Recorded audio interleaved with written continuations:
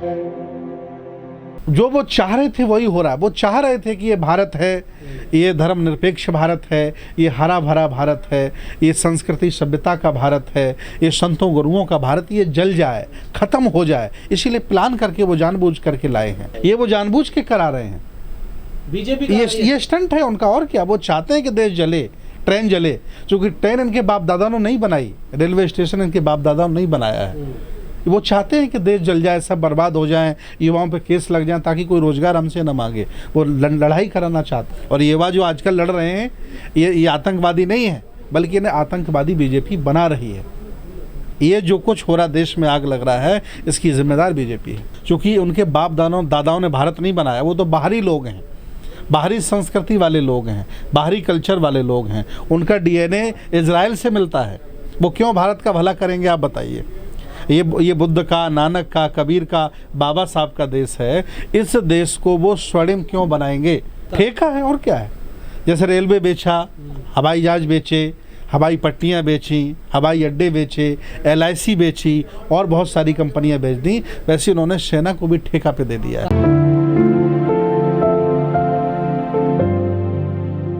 देखिए, आदरणीय मोदी जी और भाजपा ये जो योजना लाए थे, इनका आंतरिक जो मकसद था, वो मकसद उनका पूरा हुआ।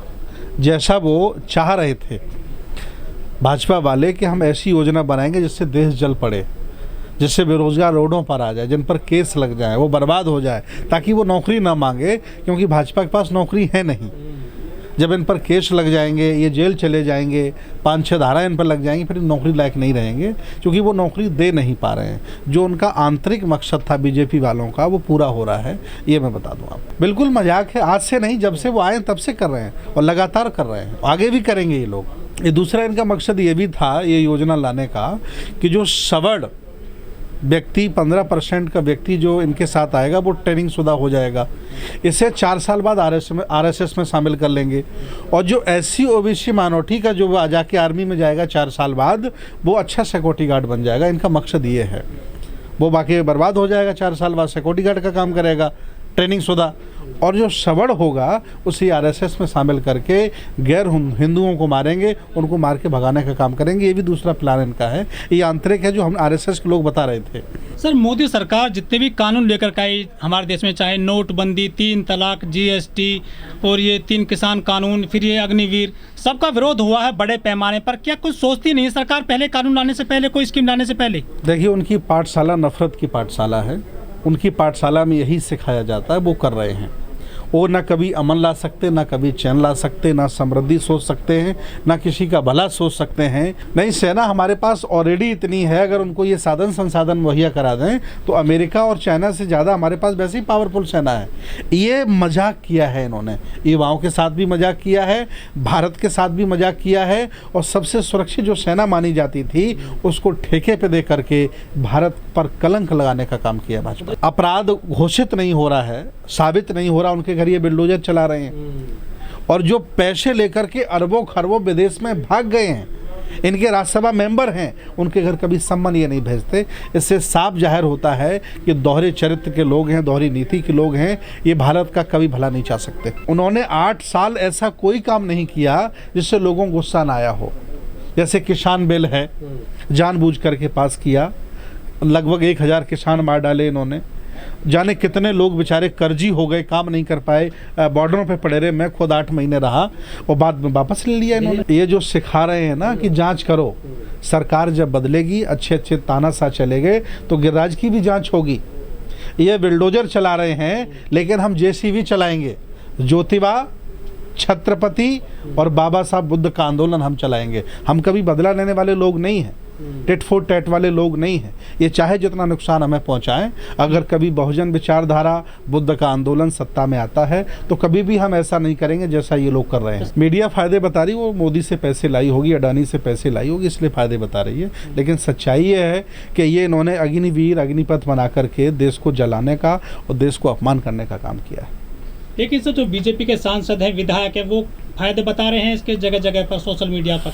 देखिए, फायदे तो हम आपको बता दें कि पूरे 8 साल में बड़े बड़े उद्योगपति बर्बाद हो गए, बड़े बड़े बिजनेसमैन बर्बाद हो गए, पूरी दुनिया के लोगों को घाटा हुआ है। अडानी अंबानी को ये अकेला फ़ायदा हुआ है। ये सारी दुनिया जान गई है कि ये क्या बोलते हैं और क्या करते हैं। इनके दोहरे चरित्र उजागर हो गए हैं, आम जनमानस जाग गया है। यही युवा मोदी भक्त बन गया था, आज इसको समझ में आ रहा है कि मोदी भक्ति का फ़ायदा क्या हुआ।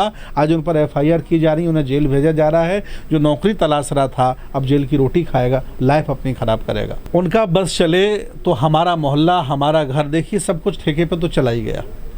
हवा, पानी, भोजन और सूर्य का प्रकाश ठेके पे बचा है। किरणें भी इन्होंने बेच दी, जिसके माध्यम से आप फ़ोन करते हैं, किरणें भी इन्होंने बेच दी। हवा अभी बची है, पानी बचा है, सूर्य का प्रकाश बचा है।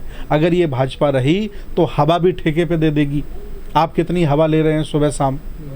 पानी भी पानी का तो रेट लग ही रहा है ना, आजकल पैकिंग पानी बिक रहा है, लेकिन ये पानी का और मोल लेंगे। हम जो समर से पानी निकालते हैं इसका भी टैक्स वसूलेंगे, और ये सूरज के प्रकाश का भी हम लोगों से पैसा वसूलेंगे कि आपने सूरज का प्रकाश कितना लिया। ये वो लोग हैं, इनका बस चलेगा तो मेरे रोने पर और मेरे खुश होने पर भी टैक्स लगा देंगे। मैं तो चाह रहा था कि बीजेपी के नेताओं की, बीजेपी के समर्थकों की, उनके कार्यकर्ताओं की सूची बनाई जाए और इस योजना में पहले इनको 6 साल के लिए भेजा जाए और अन्य लोगों को 40 साल के लिए, 30 साल के लिए नौकरी दी जाए। अगर ये वहाँ रह कर के खुश हो जाएंगे तो ये योजना को आगे बढ़ा दिया जाए। पहले इस योजना का लाभ बीजेपी के नेताओं के खानदान को दिया जाए, परिवारों को दिया जाए। मैं ये चाहता हूँ। सर, बीजेपी के लोग ये कह रहे हैं कि ये जो आगजनी कर रहे हैं युवा लोग, कोई इनको नौकरी ना दे, ये असामाजिक तत्व हैं, ये अपराधी हैं। देखिए, कोई असामाजिक तत्व नहीं होता है, ये लोग बनाते हैं। कोई यहाँ बागी नहीं है, कोई बदमाश नहीं था, कोई नक्सली नहीं था। जिनको हक, अधिकार, मान सम्मान नहीं मिला, जिनको हिस्सेदारी नहीं मिली, सामाजिक, राजनीतिक, धार्मिक, आर्थिक, उन्होंने हथियार उठाए, वो अपने हक अधिकार के लड़ रहे हैं। मैं ऐसे 10 नाम आपको गिना दूं जिन्होंने ज़िंदगी में कभी किसी का बुरा नहीं किया, बस हक अधिकार की आवाज़ उठाते थे, उनको मार दिया गया, उनको जहर दे दिया गया, उनको जेल में डाल दिया गया, उनकी ज़बानी जेल में काट दी इन्होंने, सिर्फ इसलिए कि आवाज़ उठा रहे हैं।